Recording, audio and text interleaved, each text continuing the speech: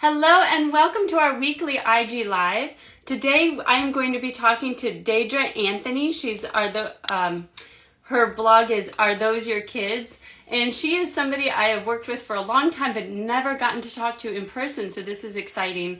And she is also a member of our MKB board, and she is going to be talking to us about how to talk to kids about hard topics, about difficult things, which is something I know that is going to be really useful for all of us to do.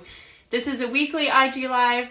This is something we talk about all different kinds of topics that are relevant for multicultural parents and educators and families. So if there's a topic that you would like to see us address, please leave that in the comments. Or you can DM me. Let us know what kinds of things that you would like to hear us talk about. Last week we were talking about self-care for parents. We've also talked about multicultural books and why diverse books are so important. We've talked to some people who are authors, and we have coming up, I can give you a little preview while we're waiting for Diedre, that we're going to be talking about, we have coming up travel for kids, why you should teach kids about other religions, why you should expose them to world religions, and talking about genealogy, oral histories. We just have all kinds of topics that are coming up that you can look forward to. I mentioned traveling with your kids, but also world schooling, which can be similar but a little bit different. So we're going to be talking about all those kinds of things, and if there's something in particular that you would like to hear about, please let us know. Also multilingualism, all different kinds of topics that we're going to be addressing. Diedre is going to be talking to us about how to talk about hard topics with your kids, like those difficult subjects and conversations, and you're not sure how to go, especially how to do it age appropriate. Hi. Hi. How are you? I'm so good. Listen, I was trying to get all my kids settled. I'm like, don't come in here. I've got something to do. Well, like I said, if they do, that's okay. We understand. I got interrupted once for somebody asking for a snack, so I understand how that goes.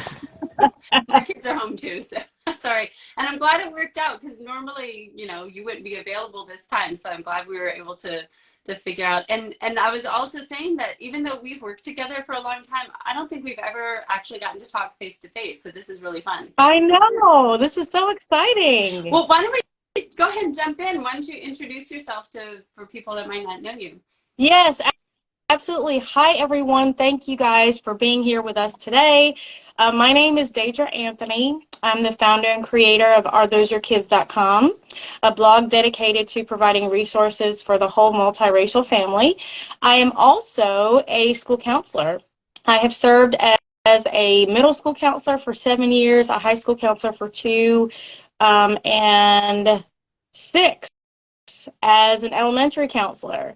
So I am rounding out my 14th year as an educator. So I have lots of experience working with children of all different age groups at various different developmental stages.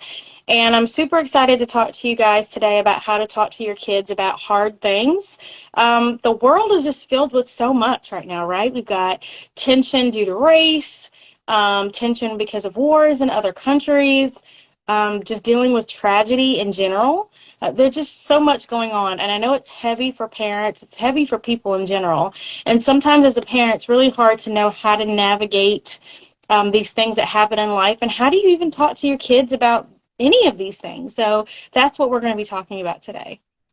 And I'm so glad that you're going to be on it, because like you said, I think this is something a lot of us wonder about, but you actually have the experience to talk about it, especially to know what's okay for each age group, because sometimes, like you said, there are all these heavy things happening in the world, and sometimes you're not sure how much to tell your kids, and how much, although sometimes they're exposed to things like at school or on the playground that maybe, even if you don't bring it up, that they might hear about it from somebody else. So I guess maybe my first question is, what are the things that come up the most in your job? Like, what are you mentioned a lot of them, but are there ones that in particular that you get asked for help about, or it seems like that people have the most trouble with? Well, the one thing I think one of my most important jobs is talking to kids about boundaries. I live in Georgia, so in the state of Georgia, we have a mandated program where we talk to kids about boundaries and body safety. And previously, it used to be called Good Touch, Bad Touch, but they've kind of phased out that because unfortunately, if we're talking about those kind of touches, and we're talking about kind of the awakening in the body, for some kids it may be confusing because as they get older, those touches, their bodies respond to it, and they, even though it's a bad touch, their bodies respond as if it's a good touch, and it was confusing. So they kind of changed the name, and so that's why we call it body safety. So I wanted to give a few tips. I thought of a few different areas that I feel like parents may struggle with the most. Boundaries is one of those, talking about sex and your kids' bodies. And then I kind of lumped the tragedies and the racial injustices all together. So I just thought I would give parents a few tips on how to talk to their kids in an age-appropriate way on those different topics, if that's okay. Please, yes. Go ahead. All right, so when it comes to boundary conversations, you can start as young as really an infant. So while you're giving your baby a bath, your toddler a bath, and you're identifying body parts, I definitely would encourage parents to use anatomically correct names for body parts. Now, if you have chatty kids like mine, you might not want to be embarrassed. So I get parents, just calling them other names, but I definitely would still say those are your privates. Those are your private areas. Only mommy and daddy should be washing those. Nobody else should be looking at it. Nobody else should be touching it. And even if you have kids, say, close in age and you're bathing them together, that's an opportunity to say, hey, that's your brother's privates. We don't touch brother's privates. We leave sister's privates alone. You go ahead and get them start, getting used to having those terms and knowing that those body parts are theirs and no one else should be looking at it or touching that.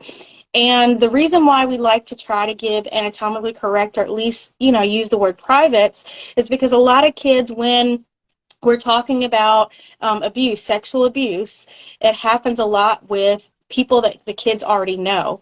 And people always assume that it's strangers, but 80% of the abuse that is done to children happens with people that they already know. So that empowers the children to say, hey, that's not okay. That's mine, and then they can articulate that to a parent. Especially if they're saying someone touched me, it's really important for them to be able to identify where that happened. And we're not just talking about family and friends, we're talking about coaches, we're talking about doctors. As many people are aware, it even happened with the U.S. Olympic team. So it's very important for kids to be aware no matter what environment they're in, and to be able to identify, hey, this is what happened to me and this is where it happened. So that can start, at any point, telling your children about their bodies and what belongs to them. And also with talking to them about sexual abuse, I would use those words because for someone who is abusing children, they're not going to bother a child who's very confident in themselves and can use those words like, hey, that's sexual abuse. I don't like being touched in that way. And it's also important to start talking to your kids about just boundaries in general. If someone is asking them to sit on their lap, or if someone is touching their hair, rubbing their back in a way that they don't like, they can say, please don't do that, I don't like that, or to tell you when that happens. Just because someone is family or friends doesn't mean that they can do something that makes your child feel uncomfortable, because most of the time when it comes to sexual abuse, it always starts small. And that's what I tell my students. It's not someone that's just going to grab you and, pull you into a room. It usually starts with the touches, the whispering in the ear, the rubbing of the back, things that kind of make you feel weird. And sometimes what we do is when we tell the little kids, we say that uh-oh feeling, just something in your gut that tells you that this person or this place is not safe. So if someone gives you the uh-oh feeling, then go ahead and tell me. You can tell me anything, and it doesn't matter who that person is. And I would reiterate that to your children on a constant basis. It doesn't have to be this weird sit-down conversation. It can literally be, like I said, when you're giving your child a bath, or where you're doing their hair, or where you're driving to school, and say, you can tell me anything. Your body belongs to you. If anybody touches you in a way that makes you feel uncomfortable, or does or says anything in a way to make you feel uncomfortable, you let me know.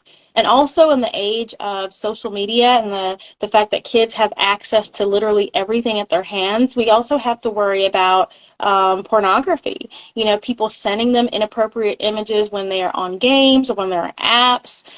People having inappropriate conversations, you know, like Roblox, if your kids are playing Roblox and there's an adult that's in the room and is saying inappropriate things, you know, talking to your kids about how to deal with those things if they're also on social media or they're gaming. And also letting them know that even if the person never touches you, right? Because sexual abuse can happen just from someone showing images or saying, hey, I'm going to show you my body parts. So also letting them know that sexual abuse can happen even without touching. So I feel like that is the number one conversation that needs to be had. I can't tell you how many adults, even some of my teacher colleagues said, you know, my parents never talked to me about this. Or I've had teachers say, I was abused and, you know, no one talked to me about this. Or I had a family member to say that didn't happen. So I also encourage them, if you tell someone and they don't believe you, make sure that you tell again. You know, say, for example, if your child is off with another family member or they spent the night with someone and they tell an adult, they need to know that that adult was wrong for not believing them. You know, children, they can't take care of themselves, so they entrust the adults to do that. So if they tell an adult and that adult doesn't believe them, then they definitely need to tell another adult. And So do you have any tips for what happens if your child does come to you with something like that? That I love that phrase, the uh-oh feeling. If they do get that, say they, I don't know, a coach at school or an uncle or, you know, whoever, if they come to you, like you said, you know, that you want to make sure that they feel, how to make them feel safe talking to you. Like, because I think sometimes we have like these kind of knee-jerk reactions to, but we don't want to, I don't know how to ask the question, like not to overreact, because then the kid might be scared to tell us more, but at the same time validate that they're like that we believe them and what they're telling us. Do you know what I'm trying to say? Like yeah, what's the best way to kind of handle it when they do talk to us? I would definitely say thank you so much for, you know, trusting mommy or daddy with that. You know, I know this must be really hard for you to say, and it probably felt uncomfortable when it happened. So give me some more details. So gather all the information, you know, when it happened, how often it happened, who was around, all those sorts of things, and mommy's going to take care of it. And then, you know, just kind of go from there. You know, sometimes it might just be someone that they don't feel comfortable with. It might have been a one-time interaction that the person they may never see again. You know, there's just so many different scenarios on how that could play out, but you definitely don't just want to jump the gun. You want to gather all the details and then kind of decide what you need to do based on the interaction, who the person is, how much access they have to your kids, just all those sorts of things. All right. So boundaries, we talked about that from infant all the way up. And even if you have the conversation one time, I definitely would encourage you to continue having that conversation and just ask, you know, even if they're in a new place, hey, did anything here make you feel uncomfortable? Are you doing okay? You know, not just asking those yes or no questions like, how was was your day okay? Did anything bad happen today? You know, start asking these things on a regular basis so your children get used to having these conversations. All right, now when it comes to sex and bodies, now I know this is such a dreaded conversation with parents. I am a counselor and I talk to people about all sorts of, you know, things. And I will tell you, I recently had to have this conversation with my own daughter, and it was hard. I thought I was fully prepared and I wasn't. One thing I will tell you is this is not a one-time conversation. So as we're talking about it, right, because we've already had the conversation about our bodies, you know, she knew the anatomically correct terms for her body, but when you start talking about biology, you know, if you're like for a girl, for example, and you're talking to her about her period and the eggs and the shedding and the lining, you have to talk about sex, right? You can't just talk about that because you have to talk about why the body is preparing for that. So, you know, when you're talking about biology, think about it. If you're sitting in class and you're learning about all the parts of the body, you're never going to learn all that in one time, right? There's not just one lesson where you're just going to memorize, you know, the zygote and the fallopian tube and all those. That's a lot of terminology. And so you have to realize that the sex conversation is not just one time thing.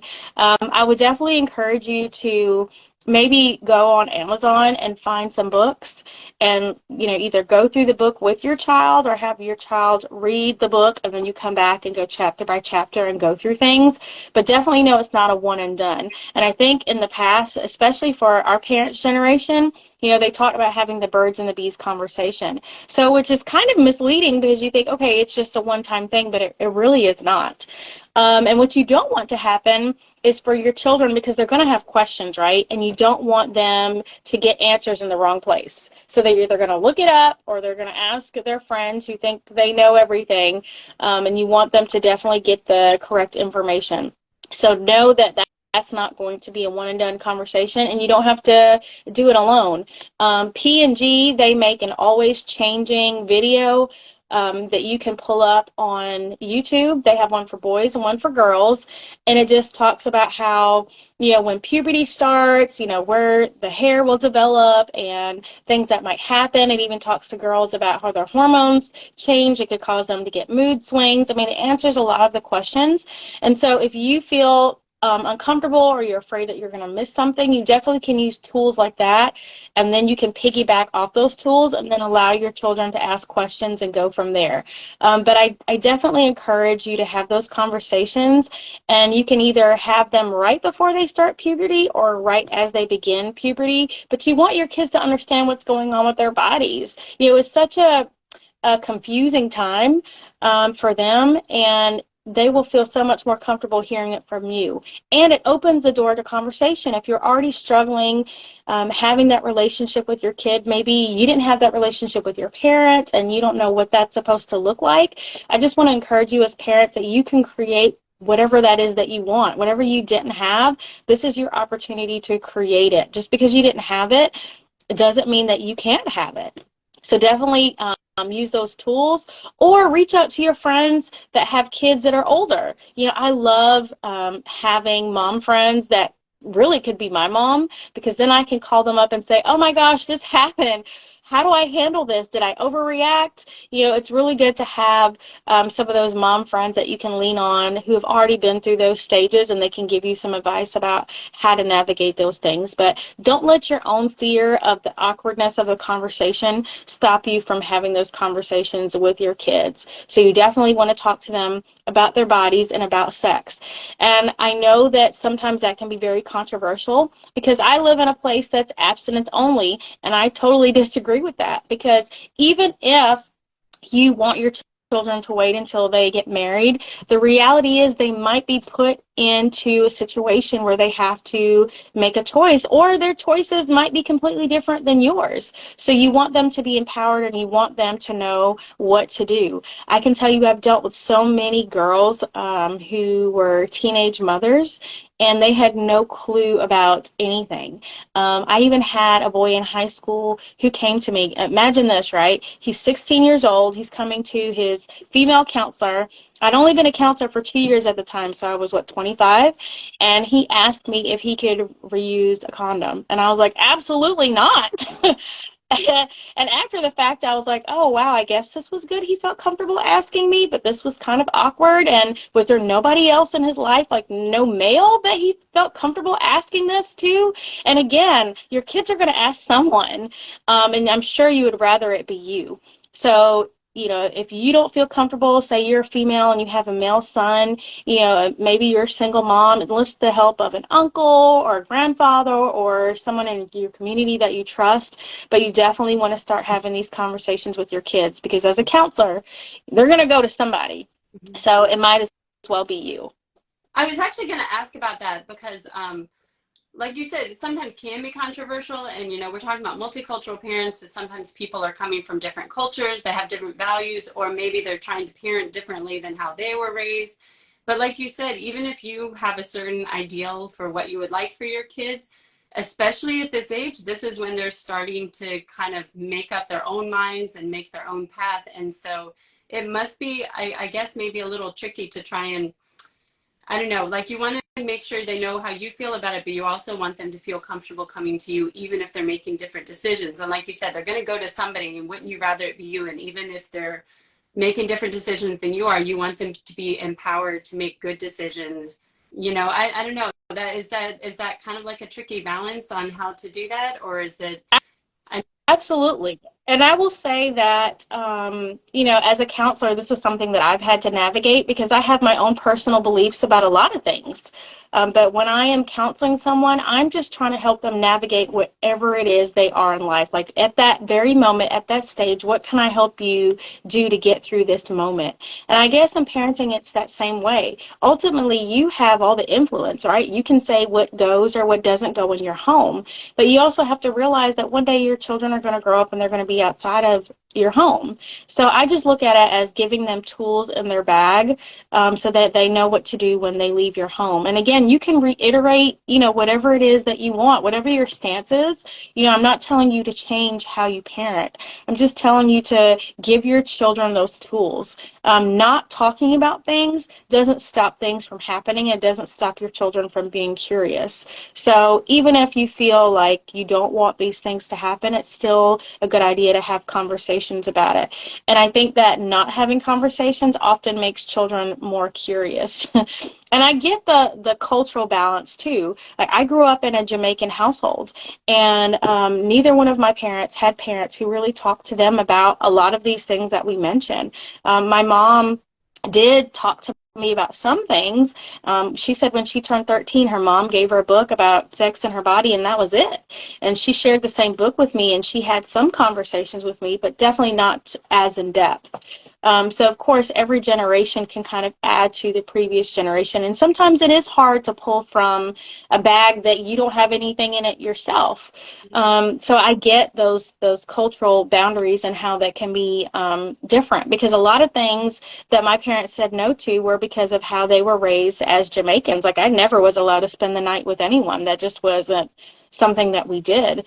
But now as a counselor, I don't let my children either, but that's because of what I've seen when it comes to sexual abuse and things like that. So I think that you can kind of navigate that on your own. That's the beauty of growing up and having your own home. You get to decide what are these cultural ties that are important to me, things that I want to continue to pass down generation to generation, and giving yourself permission. If I want to change some things, like if this doesn't work for me in my home, then that's okay too.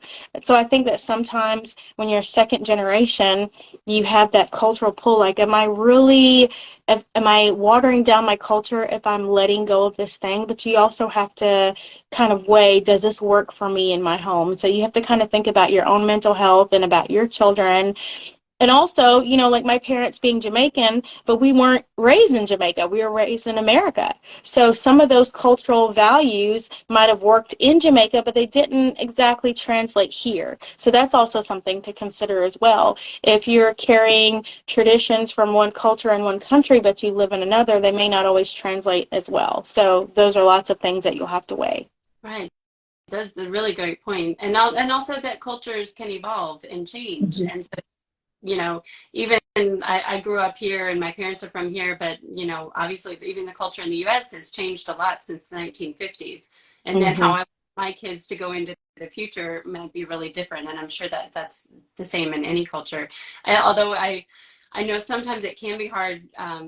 Sometimes parents, I think, can find themselves kind of caught in the middle from what the grandparents' expectations are and then how you want to deal with your own kids. And I know something that my parents did is I think they were always like the safe space that we could go if, not talking about big topics like this, but I think it kind of relates to that. Like if there was anything happening when we were at my grandparents that were like, this is kind of, I don't want to do it like this. They were like, just come to us, we'll handle it, and I think sometimes parents can feel caught in the middle, but we have to be the advocates for our kids and stand up and say, especially one topic I was going to mention, and this gets into like cultural values and so on, and things that we didn't deal with maybe as much, or at least we weren't given the tools with when we were kids. I think it's about homosexuality and gender identity.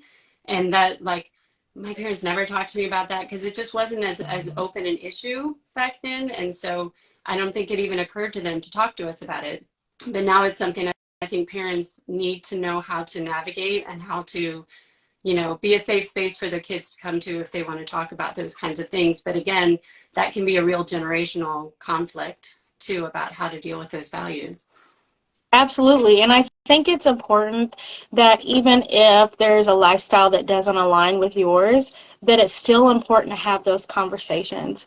And it's also important to have conversations with your children about treating people with kindness when it comes to a lifestyle that's different from yours or a disability or whatever it is. I think just having a conversation, we may do things this way in our house and someone else may believe someone else, but we're never going to make anyone feel badly because of their lifestyle choice or because the way they look or whatever it is that you're discussing. I think just having that open disclaimer, it really just sets the groundwork for kindness and teaching your children how to deal with people who are different from them. Even if you're in your small community or your small town, that might not always be the case for your child. So I think it's really important as parents that you just lay the groundwork and tell them that it's okay for people to be different, but we're not going to mistreat anyone for being different. Which leads right into your final topic, which is about issues about social justice that are going on. So if you want to maybe talk, because I want to be respectful of your time, and I was just looking at what time it is. So, but I'd love to get your thoughts on that before you go. Yeah, absolutely. So I know definitely with all the things happening in the world, with police brutality and all of those things, and I know that for some parents it's really difficult to talk about, maybe because of their own trepidations or maybe even because of the age of their children. But I definitely think that you can have age-appropriate conversations. Like, for example, my children were toddlers when a lot of the police brutality was happening, and they still heard about things, or we might have been watching things on the news. I didn't let them witness, I didn't let them watch any of those things, but we talked about it. And the way I explain it to my children as toddlers and, maybe young adolescents, we just talked about how there are good and bad people everywhere in the world. We said there are good and bad people in every country, in every city, in every job. And that sometimes people make bad choices and those choices affect other people and they hurt other people. And so we just talked about that with them while they were that young. And then as they get older, that's another beauty in parenting, is that these conversations can evolve. So they can start very age appropriate, but then as they get older and their understanding grows, you can start having those conversations. So with Black History Month and, showing my kids the Ruby Bridges movie, because Ruby Bridges was young, and so she was a child, and that was someone that they could relate to. And we talked about, hey, do you realize that there was a time where mommy and daddy, they couldn't marry each other? And, both of you are biracial. And so if people find out that your mom is Black, they might like you, but then all of a sudden stop liking you. Or they might not like you at all once they find out I'm Black. And I know that's very hard because sometimes parents, we don't want to break their innocence. And when you tell them those things, you can see the change. My oldest daughter, she's been learning about the Holocaust. And one night she just came in tears and she just couldn't understand how, women and children were in gas chambers, and it just broke her heart. And it broke my heart for her that, this part of her that saw the world as good is now coming crashing down. But I think it's important for these conversations to happen now rather than when they're adults. So I think just, again, having those age-appropriate conversations and letting your children guide the conversations. They may not ask as many things as you think they might ask, but just letting them know that there is good and bad in the world. And we would hope that good would prevail, but there are some times where it can be very dangerous, and it can be very dangerous for people of color. And I think another dangerous misconception isn't just not having conversations with kids about it because I don't want them to hear about the evils in the world. If you have a child of color, you are doing your child a disservice if you are not talking to them about being safe. Not everyone is going to like your child, and again, that could put your child in a very dangerous situation. I remember my dad always talking to me about just being different, that people might judge me in jobs because of my hair and my skin, and I didn't quite understand the conversations, and I didn't always like them. But as I got older, I understand, and I have a healthy respect for them. He didn't beat me over the head with it, but he also, just told me the realities of it. And so I think just, again, if you're having these very open conversations with your children, it doesn't have to be a doom and gloom, sit down, I'm going to tell you how horrible the world is. It literally can come up in everyday conversations. Or if you're reading a book about a historical figure. You can take that opportunity to maybe expound on that topic a little bit longer. Or if they're talking about something in school, you can bring in a current event and talk to them about, hey, this happened, like something in history. And unfortunately, there are some areas of our country that have not evolved where everyone can be treated equally. And sometimes these bad things happen. And this is what we can learn from it, or this is how we can be safe, or this is why we should vote. And then you can kind of turn it around and give some sort of active advocacy, so you're not leaving on, or ending on just such a gloom and doom note. So you definitely can take those everyday moments and turn them around. But it's important to have these kind of conversations regularly, so it's not such an overwhelming thing for your child. I love that about ending on the on advocacy. So it's just like they feel like they're doing something to help, or some kind of action that they can take. And I guess like the overall takeaways from what you're talking about is it really speaks to the kind of relationship that you build with your child over the years. Like you said, these aren't one and done conversations. These are things that start when they're very young, but it's all about having that really open, trusting relationship with them, where they can come to you with questions and they know that you'll talk to them about the really hard things. Thank you so much for joining us. This is I feel like I could talk for another hour, because this is just so fun. But for anybody that is watching, if you're not following Are Those Your Kids, then you really need to go follow her. She has a lot of great information, really great content on social media and on the website. So thank you so much for joining us. I really appreciate it. Yes, this was so much fun. We'll have to do it again. Yes, I'd love to. Thank you. Bye, everybody. Bye.